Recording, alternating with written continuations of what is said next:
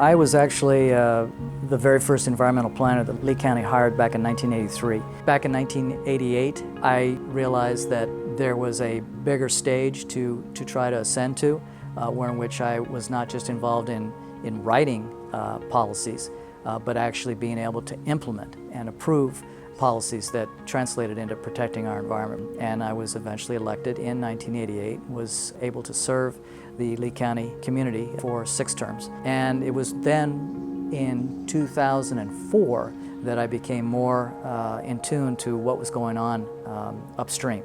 And that's when I started to realize that we really needed to better manage the water flow in terms of the rate and the volume, as well as the nutrients, the insecticides, the pesticides, the fungicides, all coming from primarily the sugarcane fields. In the 2012 election, U.S. Sugar specifically got directly involved in working towards ousting me from office. They ended up supporting another candidate, but the way in which elections work nowadays, it wasn't so much the money that the candidate raised for himself, but the money that was spent by, in this case, a super PAC that was funded by U.S. Sugar to undermine me and to defeat me in the 2012 election.